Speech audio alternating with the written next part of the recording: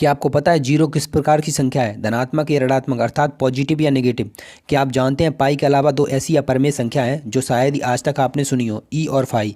ये क्या है, इनका क्या मान होता है, सब कुछ इस वीडियो में। इसके अलावा सबसे छोटी समभाज्य संख्या क्या है, सबसे छोटी भाज्य संख्या क्या है, सबसे छोटी विषम भाज्य संख्या क्या है, और भी बहुत कुछ है इस वीडियो में। ठीक है, इस वीडियो में हम संख्याओं या नंबर सिस्टम का आज राम नाम सत्य कर देंगे। आज के अलावा आपको और कोई वीडियो देखने की ज़रूरत नहीं पड़ेगी।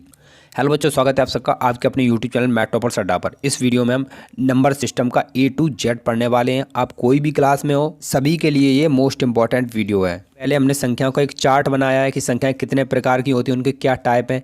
सबसे पहले हम उसकी बात करेंगे, फिर इनको हम एक एक करके डिटेल में समझेंगे। अभी इस चार्ट को समझिए। देखिए, संख्याएं नंबर्स दो भागों में बांटे गए हैं। पहला भाग है वास्तविक, दूसरा अवास्तविक। अवास्तविक तो यहीं पे ख़त्म हो गया, इसके कोई भी पार्ट नहीं निकले। लेकिन वास्तविक संख्याओं से दो प्रकार की संख्याएं निकली, एक परमेय संख्या है, दूसरी अपरमेय संख्या है। फिर अपरमेय संख्याएं को यहीं पे एंड हो गया। परमेय संख्याओं से निकल के बनी पूर्णांक संख्याएं, फिर पूर्णांक संख्याओं से ही धनात्मक और ऋणात्मक पूर्णांक निकले, और पूर्णांक संख्या से ही पूर्ण संख्या निकली। फिर पूर्ण संख्या से आपकी प्राकृतिक संख्याएं यानी नेचुरल नंबर निकले। ये पूरा चार्ट है, आप इसका स्क्रीनशॉट ले सकते हैं। ये अब इनको एक एक करके हम डिटेल में समझते हैं कि ये संख्याएं होती क्या है। तो देखिए, सबसे पहले प्राकृतिक संख्या है नेचुरल नंबर, जिसे हम एन से प्रदर्शित करते हैं। क्या होते हैं, देखिए ये हमारे पास एक नंबर लाइन है। नंबर लाइन पे अगर हम नंबर लिखें 1 2 3 4 और डॉट डॉट अनंत तक, ठीक है, तो प्राकृतिक संख्याएं ऐसी संख्याएं जो एक से शुरुआत होती है। 1 2 3 4 प्राकृतिक संख्याएं कहलाती हैं। ठीक है, दूसरी होती है हमारी पूर्ण संख्या यानी होल नंबर, इसे हम डब्लू से प्रदर्शित करते हैं। अगर हम इसकी नंबर लाइन में बात करें तो ये 0 से स्टार्ट होती हैं, 0 1 2 3 4 डॉट डॉट अनंत तक। इसके बाद नंबर आता है पूर्णांक संख्या यानी इंटीजर का, इंटीजर जिसे हम आई से प्रदर्शित करते हैं। अब पूर्णांक संख्याएं क्या होती हैं, ये संख्याएं दोनों प्रकार की संख्याएं होती हैं, धनात्मक भी होती हैं, ऋणात्मक भी होती हैं। बीच में जीरो रहता है और इधर राइट साइड में आपका प्लस वाले नंबर चलते हैं 1 2 3 4 अनंत तक, और इधर माइनस वाले नंबर चलते हैं। ठीक है, माइनस 1 2 3 माइनस अनंत तक।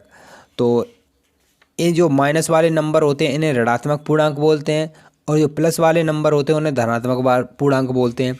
जो आपका जीरो है, जीरो ना तो धनात्मक है और ना ही ऋणात्मक है। जीरो केवल एक सम संख्या है। जीरो ना तो धनात्मक है न ऋणात्मक है, जीरो केवल एक सम संख्या है।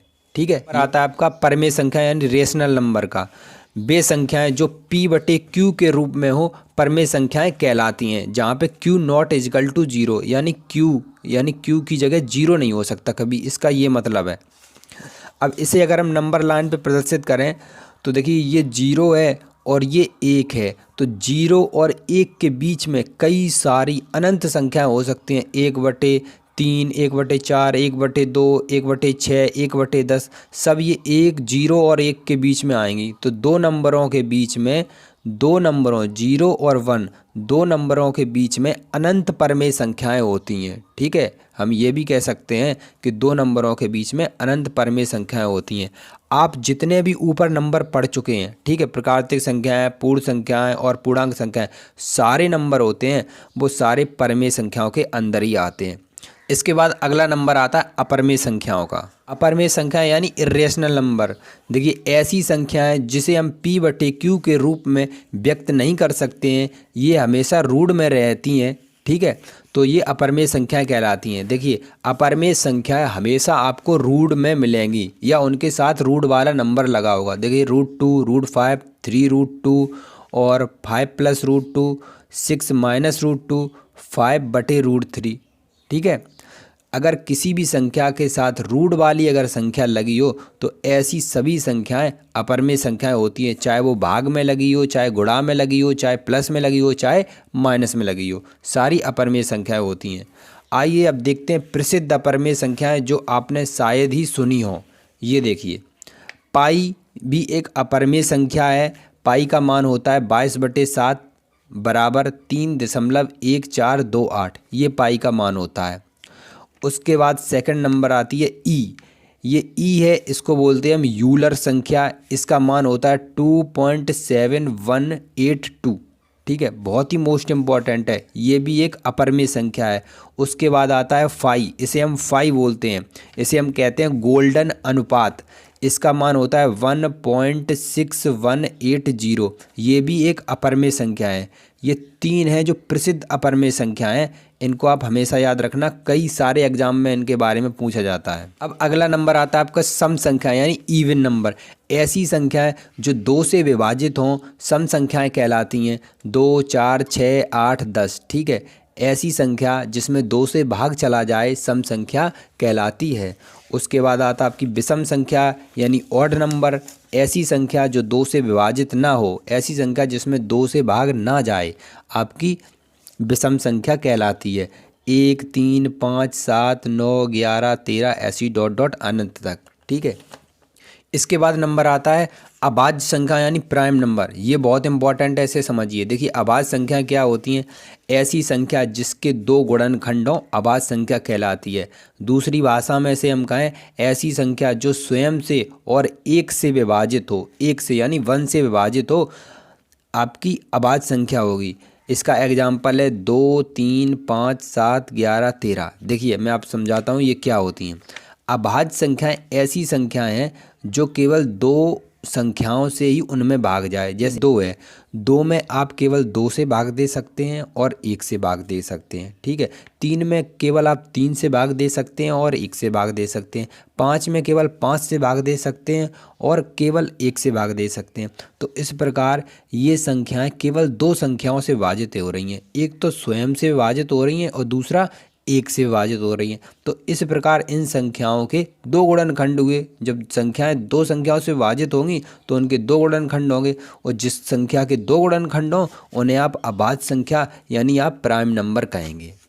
उसके बाद आता है आपकी भाज्य संख्या यानी कंपोजिट नंबर। अब ये क्या होती हैं? ये देखिए, ऐसी संख्या जिनके 3 या 3 से अधिक अभाज्य गुणनखंड हों, आपकी भाज्य संख्या कहलाती है।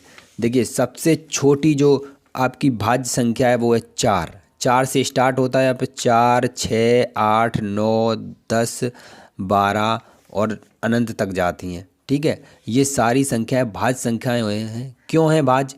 क्योंकि इनके जो गुणनखंड हैं वो 3 या 3 से ज़्यादा हैं। देखिए 4 में हम 4 को हम किस से विभाजित कर सकते हैं? देखिए 4 में अगर हम भाग दें तो 4 में 1 से भाग चला जाएगा, ठीक है, 2 से भाग चला जाएगा और 4 से भाग चला जाएगा। तो देखिए इसके गुणनखंड क्या होगा? 1, 2, 3 इसके गुणनखंड हो गए। अगर हम 6 की बात करें तो 6 में 1 से भाग चला जाएगा, उसके बाद इसमें 2 से भी भाग चला जाएगा, उसमें 3 से भाग चला जाएगा और इसमें 6 से भी भाग चला जाएगा।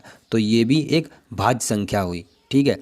उससे पहले अब 4 से पहले आपका क्या आता है? 4 से पहले आता है 3। अब 3 में केवल 1 से भाग जाएगा और 3 से भागा जाएगा, तो ये भाज्य संख्या नहीं हुई। भाज्य संख्या की परिभाषा क्या है? ऐसी संख्या जिसके 3 या 3 से अधिक, यानी उसके 3 या 3 से ज़्यादा गुणनखंड हैं। इसके तो केवल 2 ही हैं। अगर हम 2 की बात करें तो 2 के गुणनखंड हैं 1 और 2, ठीक है। तो इसलिए सबसे छोटी भाज्य संख्या आपकी है 4, और जो 4 से स्टार्ट होती है।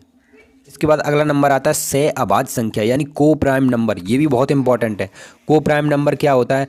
को प्राइम नंबर होता है जिन संख्याओं का HCF 1 होता हो, ऐसी संख्याएं सह अभाज्य संख्याएं कहलाती हैं। यानी देखिए 0 और 1 सह अभाज्य संख्याएं, 4 और 5 सह अभाज्य संख्याएं, 9 और 25 सह अभाज्य संख्याएं, 7 और 13 सह अभाज्य संख्याएं। ये कहने का मतलब ये है कि ऐसी संख्याएं जिनका HCF केवल 1 आए, यानी जिनका मासा केवल 1 आए। देखिए इनमें कोई भी, जैसे 4 और 5 को ले लीजिए, 4 हमने 5 लिया, अगर हम 4 के गुणनखंड करें तो क्या होगा? 1 होगा और 2 होगा, ठीक है, और 2 होगा, यही तो होंगे। और अगर हम 5 के करें तो 1 होगा और 5 होगा। इनमें अब क्या कॉमन आ रहा? केवल 1 कॉमन आ रहा है ये। तो इनका मासा यानी HCF क्या हुआ? इनका HCF हुआ केवल 1। तो ऐसी संख्याएं जिनका HCF केवल 1 ही होता है अभाज्य संख्याएं कहलाती हैं। अगर हम यहाँ पे आप 10 और 12 ले लें, मान लीजिए हमने 10 ले लिया और 12 ले लिया और हम कहते हैं कि ये दोनों अभाज्य संख्याएं हैं, तो देखिए कैसे नहीं होंगी। ये इसके गुणनखंड करें 1, फिर होगा 2 और फिर 5 होगा और फिर 10 होगा। अगर हम इसके करें तो 1 होगा और फिर ये 2 से होगा, 3 से होगा और 4 से होगा और 12 से होगा, यही तो होंगे, ठीक है। अगर हम इसमें देखें तो क्या कॉमन आ रहा? एक तो 1 कॉमन आ रहा, ठीक है, और उसके बाद 2 कॉमन आ रहा। तो अगर हम इसका HCF निकालेंगे तो ये कितना आएगा, 1 और ये 2, तो 2 एकम 2। तो इस प्रकार HCF कितना आ रहा है, 2 आ रहा है। जब HCF 2 और जबकि कंडीशन क्या है सहवाद संख्या की, HCF 1 होना चाहिए। तो हमें कोई ऐसी दो संख्याएं लेनी है जिनका HCF अगर 1 आ जाए तो वो सहवाद संख्याएं कहलाती हैं। इसके बाद कुछ इंपॉर्टेंट नोट्स हैं, उन्हें देखिए। देखिए ये है इंपॉर्टेंट नोट्स, बहुत ही इंपॉर्टेंट नोट्स हैं और ये हमेशा आपके एग्ज़ाम में पूछे ही जाते हैं। ठीक है, लिख के लीजिए, वहाँ से भी क्वेश्चन बनता है जो मैं अभी तक आपको बता चुका हूँ, और यहाँ से भी क्वेश्चन बनता है। तो अगर आप यहाँ तक आ चुके हैं तो प्लीज़ वीडियो को लाइक एक ज़रूर कर देना।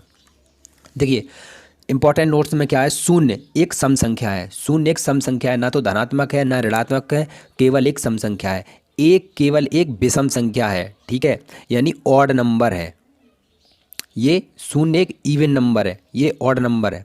2 सबसे छोटी सम अभाज्य संख्या है, सम अभाज्य संख्या है 2, ठीक है, सम भी है और अभाज्य भी है, सबसे छोटी संख्या है 2। 4 सबसे छोटी भाज्य संख्या है, सबसे छोटी भाज्य संख्या क्या है, 4। 9 सबसे छोटी विषम भाज्य संख्या है, विषम भी है और भाज्य है, तो सबसे छोटी कौन सी है, 9। अगर आपको ऐसी इंपॉर्टेंट वीडियो और भी चाहिए तो प्लीज़ डिस्क्रिप्शन ज़रूर चेक करें। हाँ, और वीडियो को लाइक और शेयर ज़रूर करें। मिलते हैं नेक्स्ट वीडियो में, तब तक के लिए जय हिंद।